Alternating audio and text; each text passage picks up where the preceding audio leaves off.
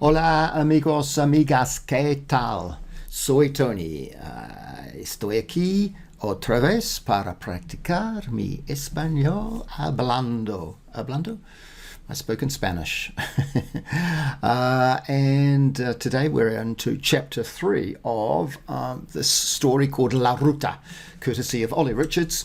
And what's great about this supply of information from Ollie Richards, the 30-day challenge, is that there's the audio, which I've been listening to, and there's a script, a guion, a transcription. And what I'm doing here, in case you have only just started joining me, is I am practicing reading out loud, and there's two reasons for that. One is to get used to certain structures and just the sound of them and the muscle memory of producing them. So as we are aware, you're probably aware, it's much easier to recognize something and get the gist of it than it is to produce it. And by practicing producing it, I think it will anchor more the right way that things sound when we're saying them. That's more of a drill. It's harder, and so that's why I'm reading out loud, even though I'm reading from a script. But that allows me to also focus on my pronunciation, which up until recently, didn't mean to do that. Recently, I've joked about the fact that my accent is a mixture between Mexican and Castellano, or the accent of Spain, Spanish as I sometimes call it. So sometimes I'll say cerca, and sometimes I'll say cerca, or cerveza, gracias. And what I've realized is that the words that I learnt before I moved to Spain sound Mexican, and once I was using them more in Spain, the ones I used more in Spain or learnt since being in Spain have the th sound for the soft C and for the Z, for the theta. So what I've done with this script here is I've marked some of the sounds that I'm working on, because when I listened back yesterday, I could hear these two, accents, and it's not the end of the world, obviously, but it's something I'd like to, I'd like to improve it. So that's what I'm working on. So, but I'm going to go through the script first. You'll see I've marked it up here with things I've highlighted, things I want to try and just kind of get right. So this first one here, la capital está menos. When I listened to this the first time, I just didn't even hear that because it's está menos, slightly longer. So I just wanted to sort of note to join that on. La capital está menos, Moving on, por la belleza. La belleza de la capital. When I heard that the first time, I couldn't understand what that word was at all. I didn't know. The beauty. Pero siempre se sorprendía. She was always surprised by the beauty of the capital. So, la belleza. Sus dos enormos catedrales. So yesterday I fell over the cathedral, like Quasimodo. And I realize it's one of those words that we have. It's very similar to English, right? Cathedral, catedral. But the reason I get tied up on it, fall over on it, is because we say cathedral, and so the emphasis is on that second syllable, but it's catedral in Espanol, so it changes the emphasis, and that's why I fell over it. So now here we've got catedrales, second to last syllable, standard kind of like rule of pronunciation there. So I want to get that right. Sus dos enormes catedrales. I could have done la propia. I could have highlighted that as well, because that's that la propia is an expression you see in Spanish quite a bit. The same, the belonging. It's not something that we use in English, and I'd like to investigate that a little bit more. No problem with saying it, but it's a structure that it's not common for us to use in English, and I'd like to use that more. La Universidad Pontificia. Pontificia. It's got the emphasis there, and there's the C sound as well, Pontothea, any of those cia in Mexican, thea in Espanol or Castellano. Julia no pegó. So these had to be joined up. I was listening to that and I found it a little hard to understand. So I just want to make sure I say that. Julia no pegó ojo en toda la noche. Pegó ojos. So this is an idiomatic training story, idioms, learning idioms. Couldn't sleep. No pegó ojo en toda la noche. Thinking about su decisión. That's pretty hard. See if you can get your lips around that one. Decisión. Además quería despedirse de Manuel. So also she wanted to say goodbye to Manuel, but it's it's de. So that's an interesting structural thing that we use that preposition there. So I want to kind of like, to say goodbye to someone. Para despedirse de alguien, I assume. And it's not there's no what's the word called? The redundant. No, this personal preposition no, it's not it's de. That's interesting. Así mataría dos pájaros de un tiro. Would kill two birds with one shot, one stone, obviously for us. Julia entró en la universidad y fue hacia. Not hacia, which means something completely different, like made, right? But this is went towards. So this is a really important pronunciation difference. Went towards, went to the office of Manuel's office. Pero tarde o temprano. Why have I highlighted that? Because it's saying, but sooner or later, he would have to, tarde or temprano, that's later or sooner, right? So there's a colloquism, what is it called? The kind of way we say things, certain words are joined up. We say black and white, the Spanish say white and black. And I just noticed this one, tarde or temprano. So that's sooner or later in Spanish, tarde or temprano. So that would be nice to kind of like have that one sink in. Tendría que pasar por el aro. That pasar por el aro is like jump through the hoop. And my understanding of that one is it's not the same way as we use it in English. Jumping through hoops means that we have to like really do a whole lot of tests in order to get to this level, right? We jump through hoops to get a job or to achieve something. But my understanding of pasar por el aro is it's more about, we would say, bite the bullet, right? To do something that's difficult that you don't want to do. That's my understanding of that phrase. But don't trust me. Look it up yourself.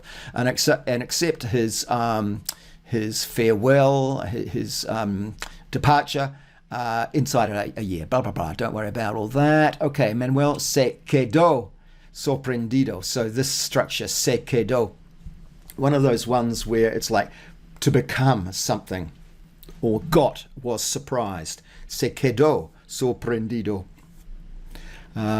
Entonces, I want to get the this there. ¿Cuál es la razón?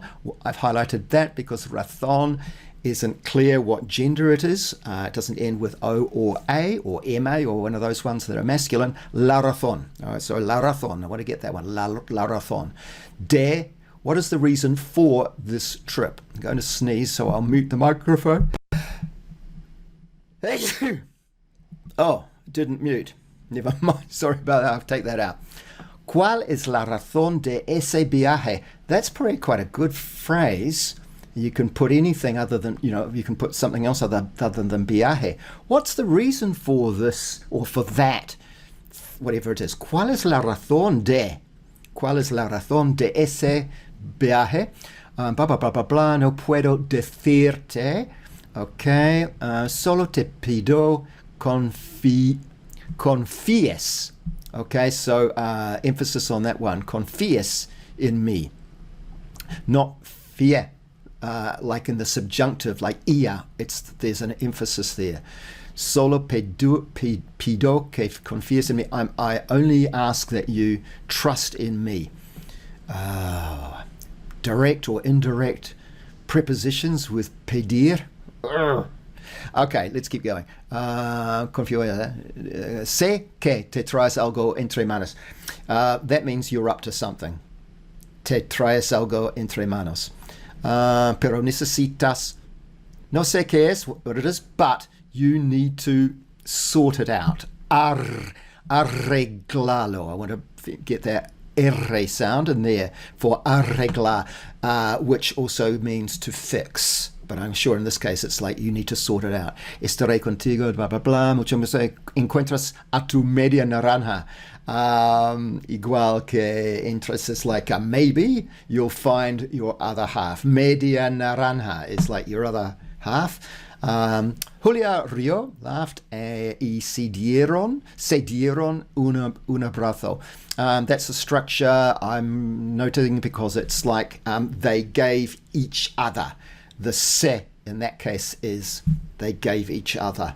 Because se comes up in so many places. Like here it is here, se, but in this case it's se with a tilde because it means I know. It's the verb. But you know, se comes up so often in various ways. But in this case it's they gave each other a hug. So I'm just noticing that structure here, and hacia, just the air. Varios amigos y marchó hacia. I want to just get the pronunciation of the th, el tren. All right, wow, that's a lot of explanation. But that's also useful for me. Explaining something is another way of learning it. So that's what I'm trying to do here. That's taken 12 minutes. Ah, if you're still with me, I hope you enjoyed it. Okay, now it's time to talk. Let's see how we go. If I make a mistake, I'll probably go back and try and get it right. Here we go. Capítulo, don't say capítulo, because like chapter, capítulo. Capítulo 3, la despedida. Los días siguientes, Julia viajó a Salamanca. La capital está a menos de una hora en coche de su pueblo, Ciudad Rodrigo. Llevaba muchos años viviendo y trabajando allí, pero siempre se sorprendía por la belleza de la capital. Sus dos enormes catedrales, la propia Universidad de Salamanca, donde ella trabajaba, la Universidad Pontificia, la gran actividad diaria, la gastronomía de los restaurantes y la vida nocturna. Julia no pegó ojo en toda la noche, pensando en su decisión. Iba a coger un tren desde Salamanca para comenzar el viaje a su primer destino. Además, quería despedirse de Manuel. Así mataría dos pájaros de un tiro.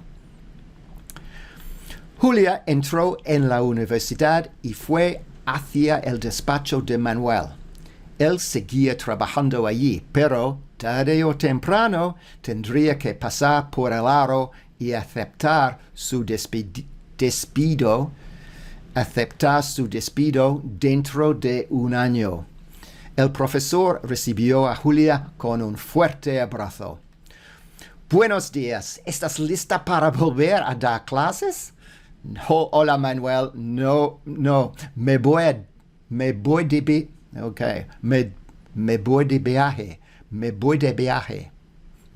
viaje. Vaya, de viaje. ¿Por cuánto tiempo? Un año.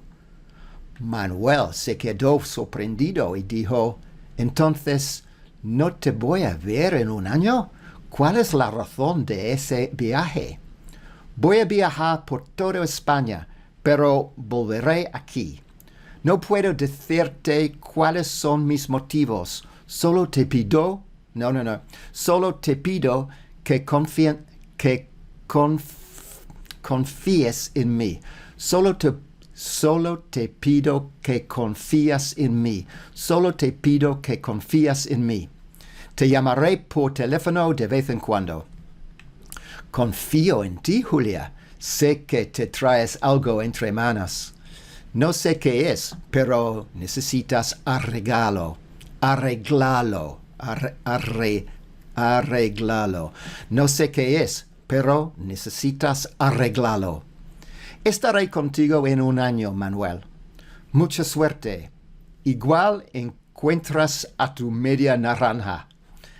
Julia rió y se dieron un abrazo. Después de eso, se despidió de varios amigos y marchó hacia el tren. Muy bien. Okay, couple of things. Catedral got me again. Catedral. Y that one, confiances, no importa. The rest of it went pretty well, I think. Paso a paso. I will listen back and see how it went. But I was pretty pleased with that. Don't think there's much else to talk about unless I think there was something else I just noticed as I went through. Voy a viajar por toda España. I'm going to travel throughout Spain. Por toda España. That's quite a good one, isn't it? I trust you, Julia. Confío en ti, Julia. To trust in, confío en ti. Prepositions, just using them. Alejandro, my teachers, like you use the right preposition over and over again, recognize it, and it will come out. It will come out properly. But this one here, ¿cuál es la razón de ese viaje? That's a good one. Okay, if you're here and you're still here, thanks for being part of my journey. Part of my going public is to have some sort of accountability, and making this video is what that's about. And hasta la próxima. I will say adios.